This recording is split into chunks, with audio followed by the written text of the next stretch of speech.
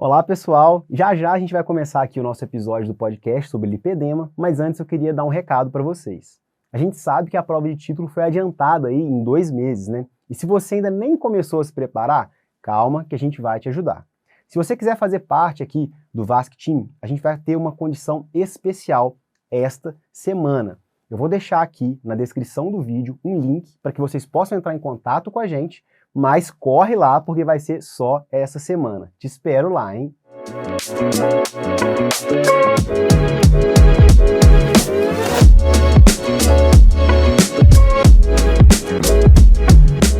Fala pessoal, sejam muito bem-vindos ao nosso próximo episódio aqui do VASCcast. Nós estamos com um convidado muito bacana aqui, né? Agora um especialista de outra área, mas que tem grandes conhecimentos para trazer para a gente aqui na cirurgia vascular, né, Cris? Exatamente. Hoje a gente vai conversar sobre um assunto que está cada vez mais importante aí, tanto, acredito, pela descoberta desse diagnóstico, né, dessa doença que está sendo cada vez mais falada. A gente vai conversar hoje aqui sobre lipedema com o Dr. Renan Américo, que é cirurgião plástico. Seja bem-vindo aí, Renan. Muito obrigado, muito obrigado. Beleza. A gente sempre começa, né, Renan, com uma pergunta... Perguntando um pouquinho da sua história, né? Como é que foi sua trajetória, onde você está agora, né? E o que te levou, né, até o lipedema. Claro, bom, vamos lá. Bom, gente, meu nome é Renan Américo, como já foi apresentado, eu sou cirurgião plástico.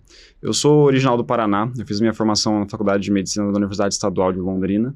E depois vim fazer cirurgia geral e cirurgia plástica no Hospital das Clínicas da Faculdade de Medicina da USP. Inclusive, eu fui R+, esses dois, do Renan e do Christian. O Renan tive bastante contato durante a residência, o Christian acho que nós não rodamos diretamente, né? Mas assim que eu me formei, eu fiquei mais um ano ainda no Hospital das Clínicas, eu fiquei fazendo fellow de reconstrução de mama no Instituto do Câncer, que é o centro oncológico ligado ao complexo Hospital das Clínicas, e aí depois eu voei. me desapeguei do Hospital das Clínicas e comecei a minha vida no consultório particular. Entendi. E dentro dessa parte aí já no seu consultório, como que você foi se aproximar do lipedema? Porque às vezes, a gente sabe que dentro da plástica tem muita gente que acaba entrando em alguns nichos, né? Vai para, eu gosto de nariz, eu vou para mama, ou contornos, lipo, enfim.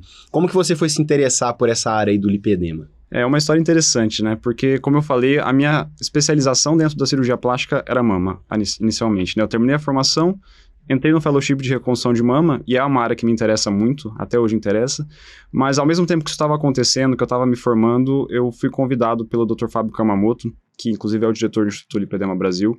Ele fez a formação também no HC, ele já foi assistente do hospital universitário, então ele ainda tinha um contato com os residentes do HC, e ele estava precisando de gente para ajudar ele nas cirurgias. A equipe dele estava expandindo naquela época, eu já era R5, estava terminando a residência, e eu comecei a assistir eles nas cirurgias. Então comecei a entrar junto, comecei a ajudar, de repente eu estava indo semanalmente, de repente eu estava indo 2 vezes na semana, e foi bem na época da expansão da equipe dele. Então eu basicamente terminei a minha residência dedicando metade do tempo à residência em si, e o meu tempo livre era ajudando na cirurgia de lipedema. E o Fábio Kamamoto, nessa época, eu acho que agora, ele trabalha só com lipedema ou a equipe de vocês também tratam outras doenças? A equipe é uma equipe de cirurgia plástica, nós somos atualmente em 9, né? E 9 cirurgiões plásticos, fora o cirurgião vascular, endócrino, fisioterapeuta, mas assim, dentro da especialidade plástica nós somos em 9. E cada um tem a sua área de atuação principal, né? Todos nós acabamos indo para o lipedema como principal área de atuação, mas nós temos cada uma formação paralela. Por exemplo, a minha é reconstrução de mama. Então, na prática, a gente faz todo tipo de cirurgia plástica, estética e reconstrutora, mas, assim, de longe, o lipedema é o foco, tá? Corresponde a 90% das cirurgias mensais no Instituto. Legal, vocês conseguiram concentrar bastante, então, né? Sim. E você sabe como que começou esse grupo lipedema? Você sabe a história? A história me antecede muitos anos, né? O Dr. Fábio Kamamoto, ele teve a primeira paciente dele já faz 10 anos, se não me engano, uma fisioterapeuta conhecida dele que chegou falando, olha, doutor, eu tenho lipedema, você pode me tratar? E aí, na época, ele desconhecia. Ele foi muito sincero, falou, olha, vou estudar, vou entender o que significa isso, e a gente conversa. E aí ele estudou, ele entendeu? Que é uma patologia que na época ainda não era reconhecida pela OMS como patologia, hoje já mudou, a gente pode até falar sobre isso daqui a pouco. Em menos de 10 anos. Em menos de 10 anos. E aí ele se dedicou e acabou fazendo a cirurgia dela. Ela gostou bastante, ela acabou trazendo outras pessoas, porque é uma comunidade muito forte, elas se conversam muito, né? Então elas têm grupos no WhatsApp, grupos no Instagram, grupos no Facebook, e elas acabaram uma trazendo a outra. E aí, de repente, ele em um ano já tinha operado mais de 20 pacientes, no segundo ano mais de 100, e ele foi crescendo, virou uma bola de neve, né? Entendi. E individualmente ele não conseguia dar conta dessa demanda já, e ele começou a expandir a equipe para criar um instituto especializado nisso. Bacana, bacana. E uma das principais, um dos principais questionamentos, eu acho, sobre lipedema, né? E eu acho que também vem um pouquinho do preconceito, né, com esses pacientes, é que o lipedema realmente é uma doença, né? Como você falou, já é reconhecido pela OMS. Mas existem ainda pessoas que atribuem, por exemplo, a uma massa, um ganho de massa corporal, obesidade, né? Vocês, assim, quando vocês vão analisar uma paciente, como é que vocês, assim, quais são os achados? Como é que vocês olham para o paciente e falam assim, não, realmente aqui é o lipedema? Perfeito. É uma análise complexa, né? Assim, se a gente for pegar a história do lipedema, a primeira descrição dessa doença é dos anos 40. É um estudo alemão de 1941, se não estou enganado, que descreve os sinais e sintomas que hoje a gente entende por lipedema. Na época usou um outro termo. De 1941 até 2018, essa doença ficou no ostracismo. Poucas publicações saíram a respeito justamente por não ser reconhecida até então como doença. Então, em 2018, a OMS reconheceu como patologia, só que foi só em 2022, em janeiro, que ele ganhou um CID.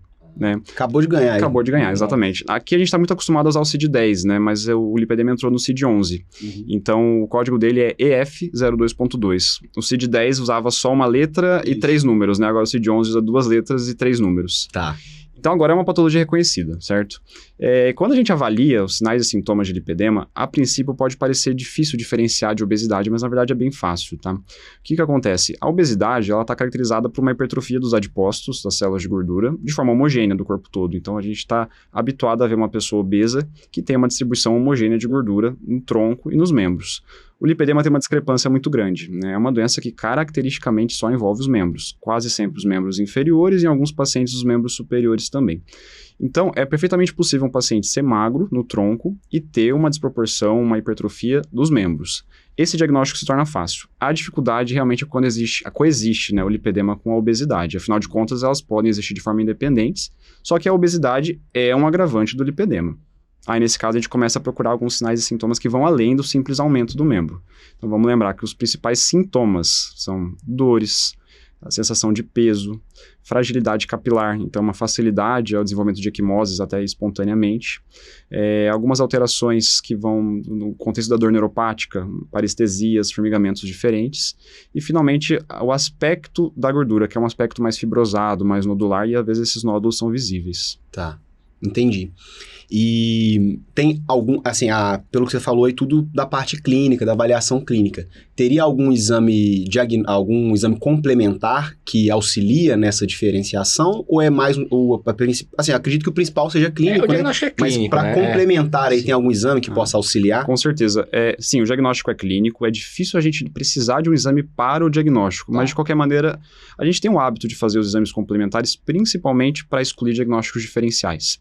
Então, assim, vamos dividir em 2 grupos de exames, né? Um grupo para excluir diagnósticos diferenciais, a gente vai estar falando de outras doenças que também levam ao aumento do membro. Então, a gente costuma fazer uma linfocintilografia para excluir linfedema, que é um principal diagnóstico diferencial, e também a gente faz um estudo venoso, né? Um Doppler venoso para avaliar a insuficiência venosa crônica, que também pode coexistir com lipedema e pode justificar parte dos sintomas. Então, acho que é fundamental essa avaliação. Agora, pensando assim, numa análise do tecido adiposo especificamente, 2 exames acho que são fundamentais. O primeiro, a ressonância, acho que é o melhor exame que a gente tem para avaliar partes moles, então a gente consegue mapear como que é esse padrão de distribuição da gordura dos membros, inferiores e superiores, e calcular a espessura do subcutâneo em cada segmento, no quadril, no joelho, no tornozelo. Isso para a gente até ajuda a predizer mais ou menos quanto vai sair numa lipoaspiração durante a cirurgia, então é um exame pré-operatório assim fundamental. E um outro exame que a gente faz com bastante frequência é o DXA, né, uma cintilografia de corpo inteiro, que tem uma função de bioimpedância, ele consegue dizer para a gente a porcentagem de massa magra e de gordura gordura, só que por segmento. Então, quando existe uma discrepância muito grande de massa magra versus gordura no membro em relação ao tronco, isso aumenta a possibilidade do diagnóstico de lipedema. Tem se eu não me engano, valor? essa cintilografia, se eu não me engano, é o padrão ouro, né? Para ver a percentual de gordura, né? Sim. Ele tem, inclusive, uma nota de corte para isso, né? A gente consegue fazer uma divisão simples entre a porcentagem de massa de gordura nos membros inferiores em relação ao tronco. Quando esse valor é maior que 0,38, ele aumenta a chance de ser lipedema. Legal. E essa investigação, a gente sabe como vascular, né, que muitos sintomas aí, igual você falou, sensação de peso, cansaço, às vezes dor nos membros, estão associados com essa doença venosa crônica do paciente. Essa investigação vascular, ela é feita de rotina também ou não? Vai depender um pouco mais do tipo de queixa daquela paciente? Olha, ela é feita de rotina. Via de regra, os pacientes são sintomáticos. É muito difícil um paciente não ter dor, não ter uma sensação de peso. E, assim, os sintomas são muito parecidos com insuficiência venosa crônica. Eu acho que é fundamental essa investigação em paralelo. E quando a gente tem a coexistência das doenças, nada impede a gente de tratar junto também, né? Isso é um dos principais pontos, eu acho, que do lipedema, porque hoje tem muito vascular que está se especializando no lipedema, né? Claro, não no tratamento em si focado, né? Porque o tratamento é de cirurgião plástico. Mas por conta de uma coexistência que parece ser muito frequente na insuficiência venosa. Porque geralmente, paciente com dor nas pernas, ele não é encaminhado para o plástico, de uma forma geral, né? Não, vocês já são nichados, o Lipedema Brasil, claro. Mas de uma forma geral, chega um paciente para um clínico com dor nas pernas, ele não vai encaminhar para o cirurgião plástico. Provavelmente vai chegar para o vascular, e aí acaba que, por isso que eu acho que é importante essa interação entre as duas especialidades. Existem, né, essas duas vias, né?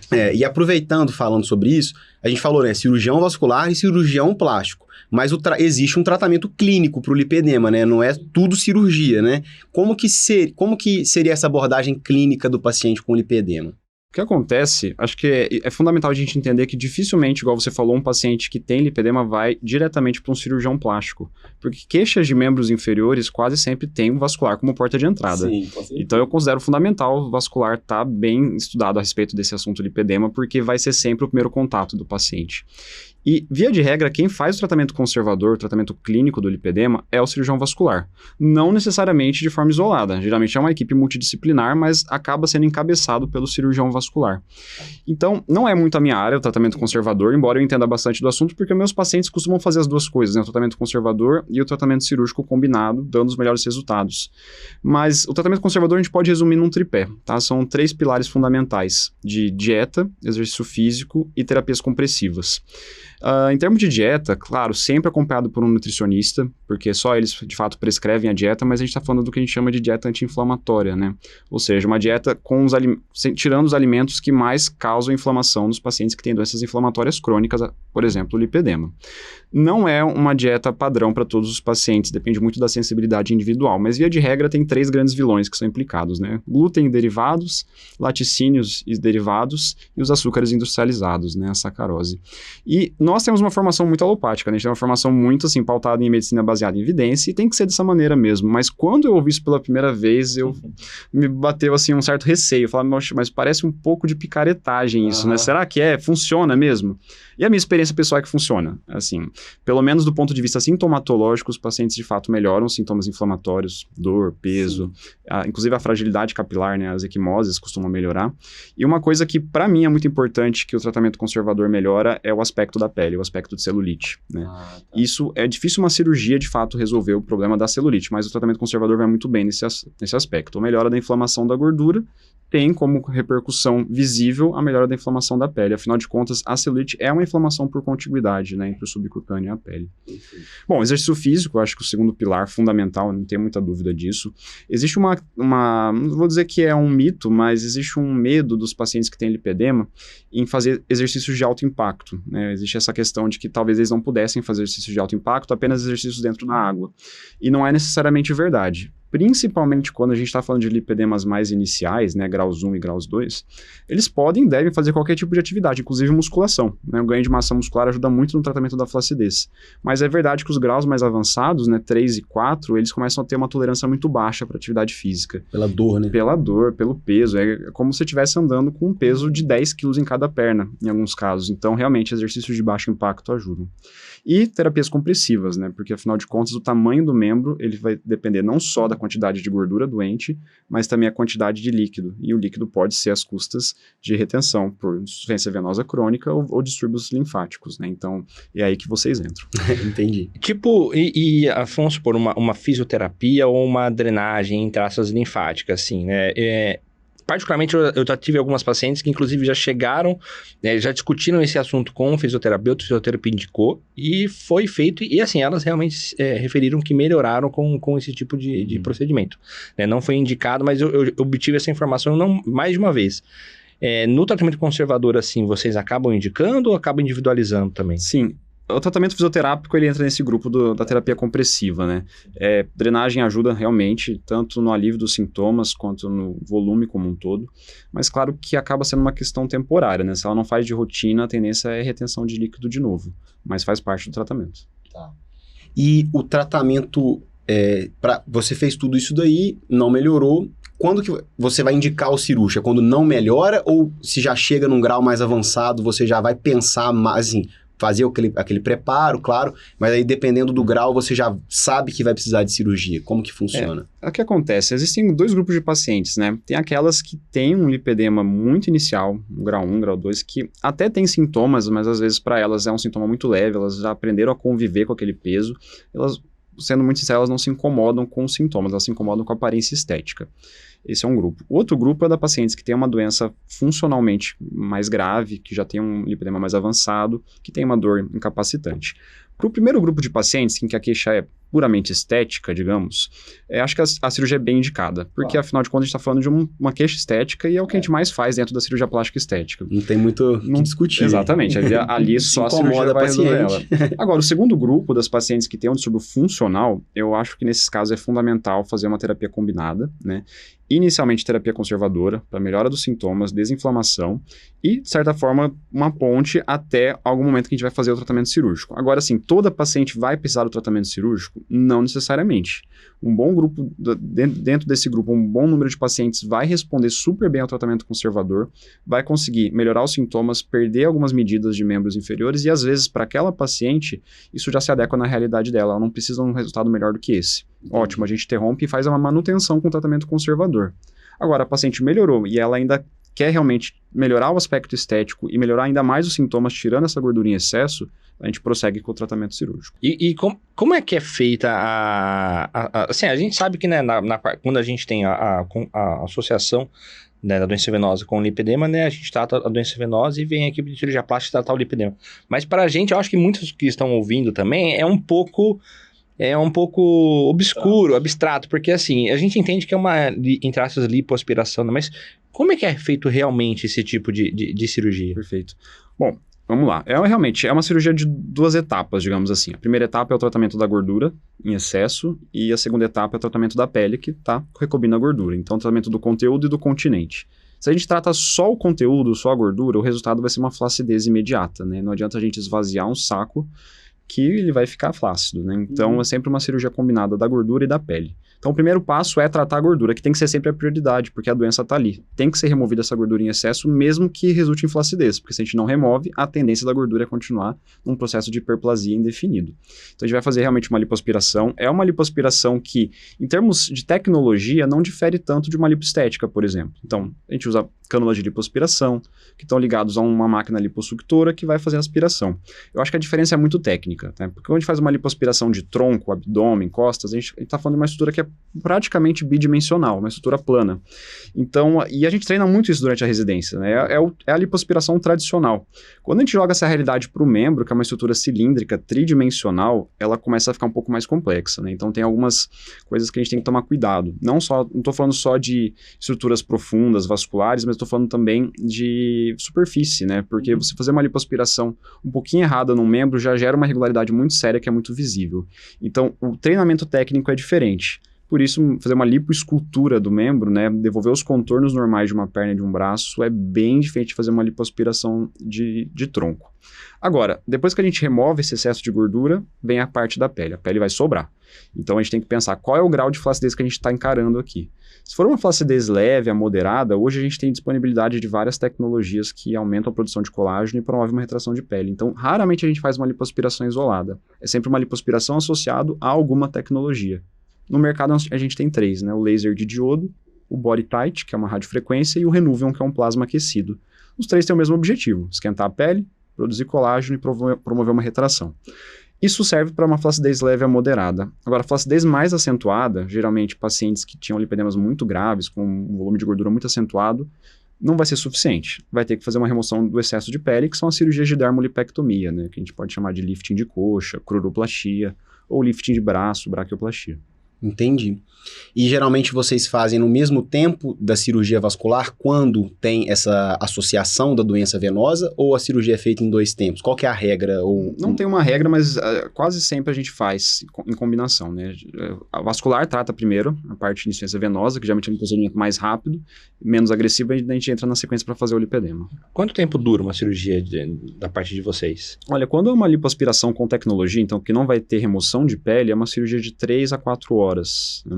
Quando a gente está falando de remoção de pele, a gente aumenta aí mais 1 hora e meia. Então, pode variar de 3 até quase 6 horas. E então é uma bela de uma cirurgia, porque agora vamos falar um pouco da parte vascular, né? Quando a gente tem um paciente com um lipedema, e a gente vai tratar a parte vascular, né? Hoje em dia, né? Antigamente a gente fazia cirurgias de varizes de uma maneira mais, assim, mais funcional, né? Mas hoje, quando a gente vai fazer o tratamento funcional e estético, né? Vai tratar bem realmente a parte venosa, o tempo cirúrgico de um tratamento de varizes prolonga muito, né? Antigamente o pessoal falava, cirurgia de varizes é uma coisa rápida. Meu, isso é uma ilusão, porque quando você quer realmente fazer um tratamento que você vai, vamos supor, tratar as safenas, tem o tempo das safenas. Aí, vamos supor, você tem 1 auxiliar, 2 auxiliares que já vão tirando algumas tributárias lá. Mas depois você vai tratar as reticulares, você vai tratar as telangiectasias. Então, assim, é uma cirurgia que muitas vezes a própria cirurgia vascular dura aí umas 2 a 3 horas, né? Tem gente dependendo de caso, até 5 horas. E tem isso com 2, tem gente que opera com 2, 3 auxiliares e vai esse tempo todo. Então, é uma cirurgia que pode chegar a durar umas 6, 7 horas. Isso acontece com frequência? Olha, eu acho que eu nunca encarei uma realidade dessa, de ter que fazer uma cirurgia conjunta que a vascular tivesse demorado tanto. Uhum. Então, eu acho que conversar antes faz toda a diferença, né? Se tiver qualquer sinal de que a cirurgia vai ser longa, acho melhor separar em 2 procedimentos. Entendi. Tá, entendi. E aí, beleza, fez lá a sua cirurgia, né? Como é que são feitos os cuidados pós-operatórios, assim, com relação a tempo médio aí de alta? A gente sabe que, claro, é muito variável isso, mas uma ideia, questão de terapia compressiva, fisioterapia, como que é feito isso daí? Em termos de tempo de internação, é bem tranquilo. Não difere tanto de nenhuma outra cirurgia plástica. A gente costuma internar o paciente de manhã, é feita a cirurgia. Se for uma cirurgia de 3, 4 horas, perto da hora do almoço, ele já está no quarto. Ele passa a noite no hospital, em observação, e no dia seguinte já está de alta. Então, uma internação ali de uma diária, 24 horas. Né? E aí, só que aí começa o pós-operatório. Existe toda uma sequência de drenagens pós-operatórias que são feitas nos próximos 15 dias, diariamente, para tentar dar o menor edema possível, o resultado mais rápido. A primeira drenagem, inclusive, é no dia da cirurgia. Então, a gente faz o procedimento, o paciente vai para o quarto, e uma fisioterapeuta da nossa equipe já está esperando o paciente no quarto para fazer a primeira drenagem. Então, nesse momento, é um momento até um pouco aflitivo para o acompanhante, porque algumas incisões da lipo a gente deixa propositalmente abertas, né, para ter uma via de escape. Em cirurgias de mama, abdômen, a gente está acostumado a usar drenos, porque eu tenho um local para alocar esses drenos nesses procedimentos. Na perna, por ser uma estrutura muito maciça, colocar dreno no subcutâneo é muito desconfortável. Então, alternativamente, para não ter que colocar drenos e causar dor no pós-operatório, a gente opta por deixar algumas incisões abertas, que vai ser a via de escape do líquido seroso. Então, o seroma vai sair todo por ali. E fazer drenagem, né, imediatamente após a cirurgia é fundamental, porque tem todo o líquido infiltrado acumulado também. Então, isso tem que sair de alguma maneira, senão dói, senão infecta. Então, nos próximos 15 dias vai ser essa rotina. Drenagens diárias, curativos de enfaixamento. Então, no começo, um enfaixamento inelástico, que vai desde o tornozelo até a raiz da coxa. E volta do 10º dia, mais ou menos, já dá para suspender o enfaixamento e começar a usar uma meia compressiva, que vai simplesmente aderir à pele para ocluir o espaço morto e minimizar a chance de flacidez. Entendi. Costuma ser muito dolorido, assim? Tem uma rotina aí de analgésica para esses pacientes? Existe uma rotina, sim, mas ela é adaptada conforme o cirurgião. Então, lá na nossa equipe nós somos em 9, cada um tem mais ou menos o seu protocolo. Basicamente, é uma cirurgia que tem potencial de doer se você não faz um bom controle analgésico pré, intra e pós-operatório. Então, o que a gente faz habitualmente é o seguinte: antes da cirurgia, uma semana antes, a gente começa algumas medicações para controle de dor neuropática, que geralmente o que dói numa lipo é aquela dor neuropática, né? Aquela dor de parestesia, de regeneração nervosa, às vezes o paciente encara como um calor regional. Então a gente começa a pregabalina, né, que é o lírica, um anticonvulsivante, e a amitriptilina, um antidepressivo, uma semana antes da cirurgia. Na hora da cirurgia, ele está com o limiar de dor já aumentado por conta das medicações, e aí no intraoperatório, como uma manobra anestésica, além da anestesia geral, a gente faz uma raquianestesia, com o objetivo de depositar o opioide na linha raquimedular, para tentar ter uma analgesia nos primeiros dias mais intensa. E aí começa o pós-operatório, o paciente ele vai manter medicações para dor leve, moderada ou forte, conforme necessidade. Para dor leve a gente costuma usar analgésico simples, de pirona, paracetamol. Para dor moderada a gente costuma usar codeína, e para dor mais forte, às vezes um opioide forte mesmo, ou morfina ou oxicodona. A gente reserva o analgésico forte para os momentos de drenagem. Então, a minha sugestão é tomar 1 hora antes da drenagem nos primeiros 5 dias, que é o momento que mais vai doer. Claro. Tá? E aí, usando isso direitinho, dificilmente o paciente tem uma dor que chega a ser insuportável. Acaba sendo uma dor comum a qualquer pós-operatório. Entendi. E em relação a complicações, assim, né? Porque quem opera muito, em algum momento começa a ter algumas, mesmo poucas complicações. E como é um tratamento recente, também, né, as próprias complicações também não devem ser muito desconhecidas, né? O que vocês encaram, assim, de mais desafiador ou mais comum? Eu acho que a gente tem 4 complicações mais prováveis nessa cirurgia, né? A primeira eu não vou nem chamar de complicação, a primeira é um efeito esperado, que é o seroma. Assim, 100% dos pacientes vão fazer seroma, daí a necessidade de ter uma via de escape para esse líquido, só que em algum momento o paciente começa a cicatrizar as incisões abertas, e é aí que o líquido começa a acumular, então agora começam algumas manobras para tentar esvaziar. Então a gente às vezes usa anestesia local e abre as cicatrizes para voltar a drenar, ou simplesmente punciona quando é um seroma mais localizado. Agora, tudo bem, isso é uma coisa esperada, vamos falar do que é inesperado. Primeira coisa, trombose. Trombose é uma coisa inerente a qualquer procedimento, ainda mais quando ele é longo. Então, para minimizar as chances, a gente vai, primeiro, fazer uma pesquisa de trombofilias pré-operatórias. Isso, sim, é totalmente off-label, tá? Eu conversei com vários vasculares a respeito, pode dizer melhor do que eu, mas a princípio não tem indicação de fazer uma pesquisa de trombofilias, a menos que tenha uma história pessoal ou familiar muito forte, né? Exato. A gente faz. Eu, honestamente, nunca contraindiquei uma cirurgia em paciente que tivesse muitas mutações, assim. Nunca aconteceu isso comigo, mas acho que eventualmente vai acontecer. Se acontecer, eu vou pesar o risco e o benefício. Perfeito. Bom, a gente faz deambulação precoce, então o paciente ele caminha desde o primeiro dia da cirurgia, as meias compressivas no pós-operatório e a profilaxia química, né? Então, xarelto, enoxaparina. Eu acho que fazendo um protocolo direitinho, dificilmente você vai se surpreender com uma trombose que não podia ter sido evitada, tá? Bom, segunda complicação, e essa acho que é relativamente comum, que é a infecção, tá? É relativamente comum não, 1 a 2% dos casos, mas é uma infecção superficial, a gente não lida com estruturas viscerais nessa cirurgia, então geralmente é uma celulite infecciosa que responde ao antibiótico via oral. Nunca precisei de internação hospitalar para tratar uma infecção de pele, tá? Agora, a complicação que nos assusta, essa que, assim, se acontecer, acaba sendo realmente uma coisa mais chata, pode até ser uma catástrofe em alguns casos, que é a necrose de pele. Isso é especialmente válido para lipoaspiração de panturrilha e tornozelo. Existem poucos vasos perfurantes na transição do terço médio para o terço distal da perna. Então, é uma área que você, por exemplo, não tem retalhos locais, né? Não existem perfurantes naquela região para fazer reconstruções. Então, se você faz uma lipoaspiração muito agressiva, muito emagrecedora, deixa o retalho de pele muito fino, ele vai desvascularizar. Via de regra, funciona, mesmo que você deixe o retalho fino, você pode fazer umas sessões de câmara hiperbárica no pós-operatório e o retalho não tem sofrimento. Agora, se você juntar isso com outros fatores de risco, por exemplo, pacientes que têm muitas comorbidades, ou você fez uma associação de alguma tecnologia que estimule a produção de colágeno e aqueça demais a pele, você pode machucar, por exemplo, o plexo subdérmico, que faz a manutenção da vascularização da pele nessa região. Então, se você começa a associar medidas agressivas naquela região e tem uma necrose, tem um risco maior de necrose, a necrose pode ser extensa, né? E quando isso acontece, é muito difícil fazer o tratamento, porque é uma região que tem poucas opções de reconstrução. Entendi. E nós aí nessa interação aí vascular e plástico, né? Teria alguma dica que vocês plásticos gostariam de passar para os nossos ouvintes aí, sobre o lipedema, para a gente melhorar, né, os cuidados que a gente tem disponíveis hoje. Porque gente... duas equipes, né, tratando a mesma doença. Exatamente. Acho que a minha dica, primeiro, é reconhecer a doença, né?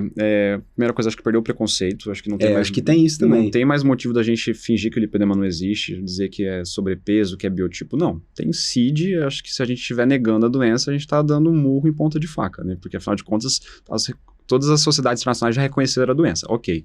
Segundo, saber identificar. Então, vocês vão ser a porta de entrada para os pacientes com queixa de membros inferiores e boa parte das vezes o paciente que tem dores nas pernas pode ter lipedema.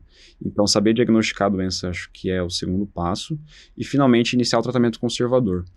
A maior parte dos pacientes, mesmo quando vai ter indicação de cirurgia, vai ter uma terapia conservadora como ponto de partida e manutenção dos resultados da cirurgia. E eu acho que é aqui que vocês ganham o paciente, é saber fazer tratamento conservador, terapias compressivas, auxiliar no exercício físico e na dieta anti-inflamatória e fazer o segmento desse paciente para a gente poder ter um time trabalhando em conjunto, numa equipe multidisciplinar. Entendi. Já aproveita, já fala com o pessoal o seu Instagram aí também, o do Instituto.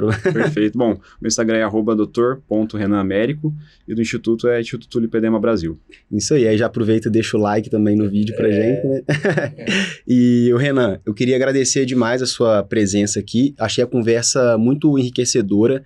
Eu acho que vai ajudar bastante aí o pessoal. Tenho certeza que dentro do mundo aí dos vasculares, esse é um assunto ainda pouco discutido, tá crescendo, com certeza, mas eu acho que o pessoal tá cada vez mais atrás desse tipo de informação. Eu acho que foi bastante enriquecedor, né? Queria agradecer a sua presença aqui e a entrevista sensacional. Eu que agradeço. Muito obrigado pelo convite. Obrigado, pessoal, pelo carinho aí, pela disponibilidade de estar ouvindo. Se uma coisa interessante é que sempre que vocês tiverem uma opinião, uma ideia, algum assunto que vocês queiram discutir, manda pra gente no Instagram, manda pra gente no WhatsApp, no pessoal, onde vocês quiserem. Porque, querendo ou não, né, esse é um tipo de comunicação que a gente tenta trazer, assim, né, pra todo mundo, de uma maneira fácil, descontraída. E o nosso objetivo é realmente, assim, né, trazer mais... conhecimento aí. Trazer conhecimento e melhorar, claro, né, consequentemente, a abordagem aos nossos pacientes. E isso, inclusive, é muito importante com abordagem multi-especialidades, né, multidisciplinar. Então, trazer profissionais de outras áreas também. Qualquer dúvida que vocês tiverem, podem mandar. A gente está sempre disponível para responder. E um grande abraço. Até a próxima.